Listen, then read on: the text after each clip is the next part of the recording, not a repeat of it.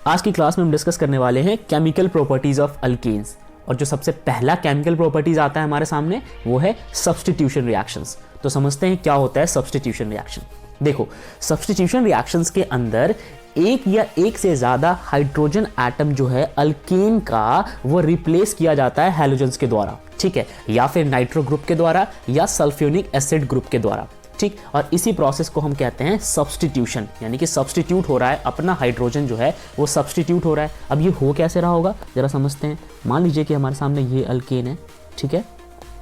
अब इस अल्केन के अंदर अगर आप बहुत डिटेल में देखोगे तो जो कार्बन है ना वो हाइड्रोजन के साथ सिंगल बॉन्ड से अटैच है।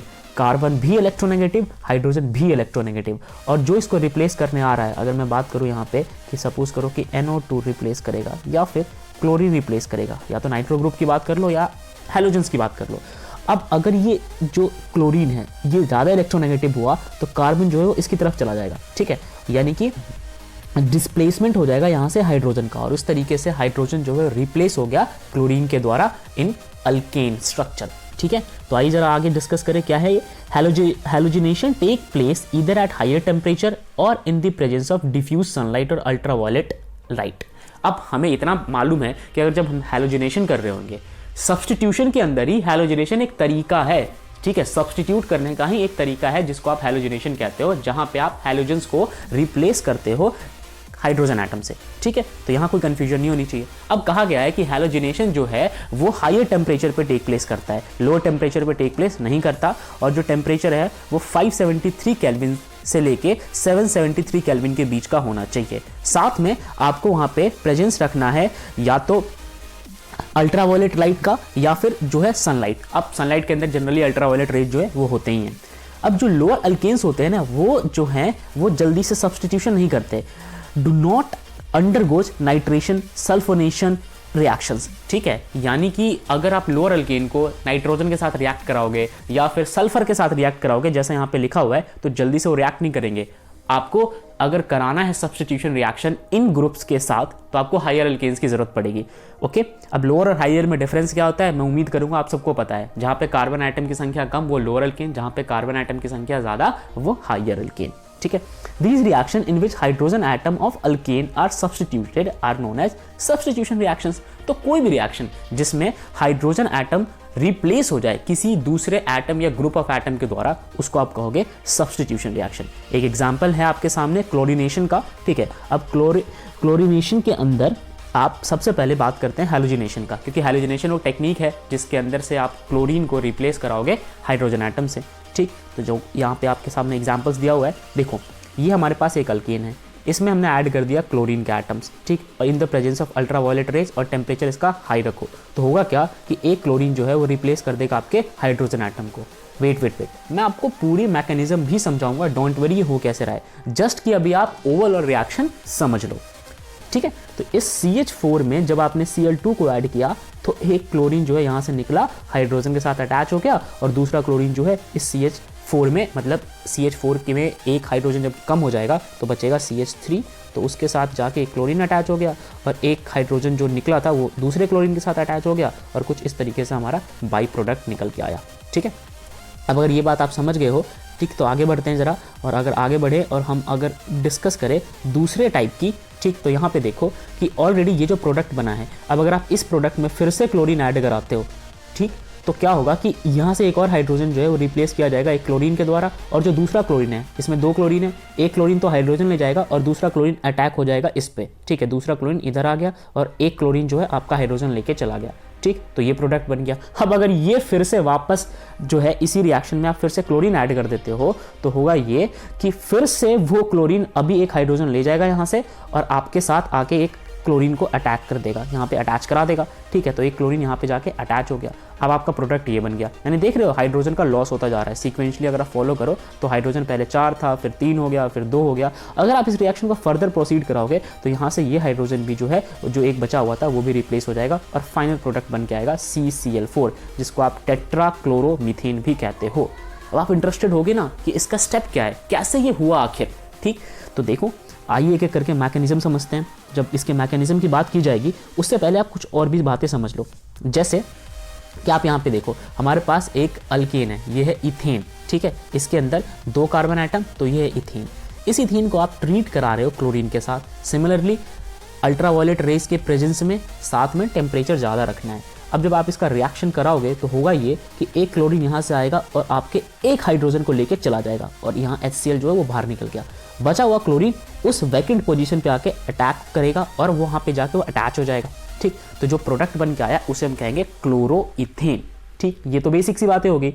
लेकिन यहाँ पे ये देखा गया कि जो रेट ऑफ रिएक्शन है अल्केन्स के केस में, जब वो हैलोजेंस के साथ रिएक्शन परफॉर्म कर रहे हैं उस वक्त फ्लोरीन को ज़्यादा प्रायोरिटी देते हैं। मतलब अगर क्लोरीन की जगह फ्लोरीन होता तो रिएक्शन जो है जल्दी हो जाता। उसके बाद बारी आती है क्लोरीन की, फिर बारी आती है ब्रोमीन की और फिर बारी आती है आयोडीन की। इनफैक्ट आयोडीन के केस में तो बहुत ही ज़्यादा स्लो होता है और फ्लोरीन के केस में इतना ज़्यादा फास्ट होता है कि इसको कंट्रोल करना भी कई बार मुश्किल हो जाता है, ठीक है। तो यहाँ पे यही लिखा हुआ है, the rate of replacement of hydrogen of alkanes is. अब बात समझते हैं कि हमारे पास प्राइमरी, सेकेंडरी और टर्शरी जो है वो हमारे पास कार्बन। अब यहाँ पे नोटिस करो, ये मैंने बनाया है 2 डिग्री कार्बन एटम, ये बनाया 3 डिग्री और ये बनाया 1 डिग्री, यानी ये प्राइमरी, ये सेकेंडरी और ये टर्शरी। अब देखो, एक हाइड्रोजन यहाँ से गया होगा 3 डिग्री के केस में और एक क्लोरीन यहाँ पे अटैक हुआ होगा, ठीक है। तो जब ये क्लोरीन यहाँ पे आया तो इस वक्त ये किससे अटैच हो रहा है? ये हो रहा है 3 डिग्री कार्बन एटम से। तो 3 डिग्री के केस में क्लोरीन जो है वो जल्दी आ जाएगा, ठीक। 2 डिग्री केस में इसके कंपैरिजन में थोड़ा धीरे आएगा और 1 डिग्री के केस में बहुत ही ज़्यादा धीरे आएगा। आप सोच के देखो ना, ये बहुत फास्ट लूज कर देगा। क्यों? क्योंकि इसके पास बहुत ज़्यादा हाइड्रोजन ऑलरेडी अगल बगल से इसको चाहे तो मिल सकते हैं, ठीक है। इसके केस में जो है ये वाले थोड़ा सा स्लो होगा as compare to this, but फिर भी ये भी लूज कर देता है अपना हाइड्रोजन और फिर जैसे हाइड्रोजन लूज करेगा क्लोरीन यहाँ पे आके अटैच हो जाएगा। बट 1 डिग्री के केस में सबसे ज़्यादा स्लो होता है। अगर आपको प्रोसेस को कराना है हैलोजिनेशन का तो कोशिश करो कि 3 डिग्री कार्बन एटम आपके पास हो। तो ये चीज़ समझ गए।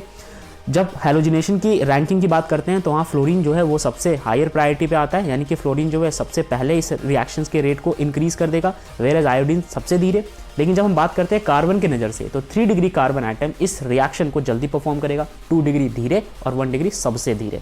अब फ्लोरिडेशन की बात की जाती है, यानी कि जब फ्लोरीन अटैच हो रहा होगा तो इतना ज़्यादा वायलेंट होता है, इतना खतरनाक होता है कि इसको कंट्रोल करना भी मुश्किल सा हो जाता है, ठीक है। आयोडीन जब बात करते हैं, आयोडीन जब अटैच होता है तो इतना स्लो है ना, आयोडीनेशन के केस में ये रिएक्शन बहुत ज़्यादा स्लो होता है और एक तरीके से ये रिवर्सिबल रिएक्शन भी है कि अगर आप आयोडीन ऐड कर दो तो वापस निकाल भी सकते हो, ठीक है। It can be carried out in the presence of oxidising agent. अच्छा, इनके रिएक्शंस को जब मान लो कि आयोडीन को ऐड करा रहे हो, क्लोरीन को, ब्रोमीन को, तो एक ऑक्सीडाइजिंग एजेंट की ज़रूरत पड़ती है और वो उन ऑक्सीडाइजिंग एजेंट का नाम है जैसे HiO3 हो गया या HNO3 हो गया। तो ये सारे हमारे ऑक्सीडाइजिंग एजेंट है, इनके प्रेजेंस में ही हमें ये रिएक्शन कराना होता है। अब बात है कि halogenation is suppose to proceed by free radical chain mechanism. Okay, तो सबसे इंपॉर्टेंट चीज़ जो हमें समझना है वो है मैकेनिज्म। तो हैलोजिनेशन के केस में हम मैकेनिज्म समझेंगे, आखिर ये हो कैसे रहा है। तो बोला ये, यानी कि जो ये रिएक्शन हो रहा होगा इसमें फ्री रेडिकल्स जो है वो इस्तेमाल में लाए जाएंगे, या तो वो आपके अल्काइल के फ्री रेडिकल्स हो सकते हैं या क्लोरीन के। तो आइए देखते हैं कि आखिर ये हुआ कैसे। इसके 3 स्टेप्स है। पहला है इनिशिएशन, दूसरा है प्रोपोगेशन और तीसरा है टर्मिनेशन। तो इसके 3 स्टेप्स समझते हैं मैकेनिज्म के अंदर। पहला इनिशिएशन, आखिर हो कैसे रहा था। तो जो भी आप Cl2 ऐड कर रहे थे ना, तो वो Cl2 पहले खुद टूटता है। जो अल्ट्रावायलेट रेज ले रहा है ना, उस अल्ट्रावायलेट रेज से Cl2 जो है वो टूट जाता है। अब ये क्लोरीन और क्लोरीन के फ्री रेडिकल्स बन के आ गए, ठीक है। अब क्लोरीन के जब फ्री रेडिकल्स आपके सामने आ गए तो ये फ्री रेडिकल्स तैयार है अटैच करने के लिए कार्बन एटम के साथ। तो आइए बढ़ते हैं प्रोपोगेशन की तरफ। बोला गया है कि क्लोरीन फ्री रेडिकल्स जो है वो अटैक करते हैं मीथेन मॉलिक्यूल को। ये मीथेन मॉलिक्यूल दिख रहा है। अब ये फ्री रेडिकल इसको अटैक करेंगे and take the reaction in forward direction by breaking CH bond, और आगे की ओर रिएक्शन को बढ़ाएंगे CH बॉन्ड को तोड़ के। देखो कैसे, अगर यहाँ पे हम सोचें इस बात को जरा कि ये कैसे एग्जिस्ट कर रहा होगा, तो कुछ इस तरीके से एग्जिस्ट कर रहा होगा। अब ये जो फ्री रेडिकल है ना, ये जो आपके पास फ्री रेडिकल है, ये अटैक करेगा यहाँ पे। ये जब यहाँ पे अटैक करेगा तो इस बॉन्ड को तोड़ देगा और खुद इसकी जगह ले लेगा, ठीक है। तो ये बात समझ गए। अच्छा, तो जब ऐसा कुछ होगा तो फिर इस क्लोरीन मतलब CH4 में ये क्लोरीन जब ऐड हो जाएगा तो ये होगा क्या, क्लोरीन जो है वो यहाँ का एक हाइड्रोजन लेके चला जाएगा और निकल जाएगा और बन जाएगा HCl। वेयरएज ये बेचारा खाली रह गया। अब ये खाली रह गया यानी कि इसके पास एक इलेक्ट्रॉन जो है वो कम है, तो ये बन गया फ्री रेडिकल। ये किसका फ्री रेडिकल बना? ये मिथाइल का फ्री रेडिकल बना। समझ गए। अच्छा, अब ये दूसरा क्लोरीन बचा हुआ है। एक क्लोरीन तो अपना काम कर रहा है ना, एक क्लोरीन आया, हाइड्रोजन लिया, चला गया। अभी दूसरा क्लोरीन जो है वो बचा हुआ है। तो होगा क्या कि भाई ये मिथाइल देखेगा कि मैं अकेला क्यों रहूँ, एक और क्लोरीन तो है, तो जो दूसरा क्लोरीन है ना, अब वो आके मिथाइल के साथ अटैच कर जाएगा, ठीक है, मिथाइल के साथ अटैच कर जाएगा, तो फिर यहाँ पे प्रोडक्ट बन जाएगा CH3Cl, ठीक है। अच्छा, अब आपके अंदर कंफ्यूजन होगा कि फिर वापस से Cl क्या, तो देखो वहाँ पे ज़रूरी नहीं है कि दो हो, बहुत सारे ऐसे चेन ऑफ क्लोरीन जो है वो प्रेजेंट होंगे, तो उसकी बात की गई है यहाँ पे। खैर आपको ये बात समझ आ गई कि एक जो क्लोरीन है यहाँ पे देखो, एक क्लोरीन है वो हाइड्रोजन लेके चला जाता है और दूसरा क्लोरीन जो है वो यहाँ पे आके अटैच हो जाता है, डायरेक्टली यहाँ तो नहीं होता, वो यहाँ पे आके अटैच हो जाता है। ये सारी बातें समझ गए अच्छे से, ओके। अब हम बात करेंगे कि ये जो रिएक्शन है ना, ये जो स्टेप है बेसिकली, ये बार बार कॉन्टिन्यूस होता रहता है, ठीक है। अब जब ये रिएक्शन कॉन्टिन्यूस होता रहता है तो बहुत सारे चांसेस हैं कि कुछ अलग अलग तरीके से ये स्टेप जो है फॉरवर्ड हो, जैसे कि CH3Cl की हम बात करेंगे, यहाँ तक हमारा रिएक्शन हो चुका है। अब हो सकता है कि और भी क्लोरीन के फ्री रेडिकल हो तो वापस आके अटैच कर जाएंगे, ठीक है। अब क्लोरीन के और फ्री रेडिकल्स अटैच करेंगे तो यहाँ से एक हाइड्रोजन लेके चले जाएंगे, अब हाइड्रोजन लेके चले गए तो यहाँ बच गए HCl, तो यहाँ पे क्या बचेगा CH2Cl। आप क्लोरीन को देख के घबराना मत कि अचानक से क्लोरीन की संख्या क्यों बढ़ रही है, इमेजिन करो ना बहुत सारे क्लोरीन हो सकता है ऐसे Cl2 की संख्या ना 50 हो, 100 हो, कुछ भी हो सकता है, ठीक है, जहाँ पे भी आपने अपने मीथेन को डाला है, तो ऐसे बहुत बार Cl2 आएंगे। तो आप समझो कि ये जो आपका लास्ट प्रोडक्ट बना था, यहाँ पे आपका जो प्रोडक्ट बना था आखिरी में ये बना था, ठीक। अब इस प्रोडक्ट को आप लेके आगे बढ़ो और हो सकता है कि आपके इस प्रोडक्ट में और कोई क्लोरीन आए और वो अटैच करे, अब वो यहाँ से एक हाइड्रोजन ले जाएगा और वो हाइड्रोजन जो जाएगा तो HCl बन जाएगा, फिर आपका ये CH2Cl रह जाएगा। ध्यान से देखो, CH3 से अब CH2Cl रह गया और इस पर एक फ्री रेडिकल आ गया, ठीक है। अब ये फ्री रेडिकल तैयार है किसी और क्लोरीन को लेने के लिए, तो फिर एक क्लोरीन का पेयर आएगा, एक क्लोरीन का पेयर तो यार इसके साथ अटैच हो जाएगा, ठीक है, एक क्लोरीन का पेयर इसके साथ अटैच हो गया ताकि इसके इस फ्री रेडिकल को सेटिस्फाई कर सके, तो ये बन जाएगा CH2Cl2, पहले Cl था और अब एक बन गया CH2Cl2 और एक क्लोरीन जो है यहाँ पे खाली रह जाएगा। और हो सकता है आगे ऐसे ही रिएक्शन जो है बढ़ता रहे तब तक जब तक कि इसका हाइड्रोजन जो है खत्म ना हो जाता। आगे बढ़े, टर्मिनेशन की बात करते हैं। अब टर्मिनेशन कैसे हो रहा होगा, देखो, the reaction stops after some time due to the consumption of reactants. ये रिएक्शन कुछ देर बाद जाहिर सी बात है खत्म हो जाएगा जब रिएक्टेंट्स का जो है वो पूरी तरह से कंजप्शन हो जाए। तो देखो पॉसिबल टर्मिनेटिंग स्टेप्स क्या क्या हो सकते हैं इस चेन के, या तो ये हो सकता है कि जो भी आपका क्लोरीन का फ्री रेडिकल था, ठीक है, वो आपस में कंबाइन हो जाए, या तो ये पॉसिबिलिटी है, या फिर ये जो आपके अल्काइल के फ्री रेडिकल्स है ये कंबाइन हो जाए, ठीक है, या फिर आपका जो अल्काइल का फ्री रेडिकल और एक क्लोरीन का फ्री रेडिकल ये कंबाइन हो जाए। तो ये हमारे पॉसिबल टर्मिनेशन के स्टेप्स थे। तो आई होप कि आपको ये मैकेनिज्म जो है वो समझ आया होगा। इस मैकेनिज्म के 3 स्टेप्स थे। पहला था इनिशिएशन, ठीक है, इनिशिएट होता है, उस इनिशिएशन में क्या होता है Cl2 जो था वो ब्रेक होता है Cl में, ठीक है, ब्रेक होने के बाद यही जाके CH4 पे अटैक करता है। दूसरा था प्रोपोगेशन। प्रोपोगेशन की जब बात की गई थी तो अगर मैं आपको यहाँ पे प्रोपोगेशन समझाऊं तो प्रोपोगेशन में क्लोरीन जो है वो जा रहा था CH4 के पास, ठीक है। और लास्ट है टर्मिनेशन। टर्मिनेशन आपको मैंने अच्छे से बता दिया जहाँ पे बाई प्रोडक्ट बनता है। तो ये हमारा पूरा एक रिएक्शन था।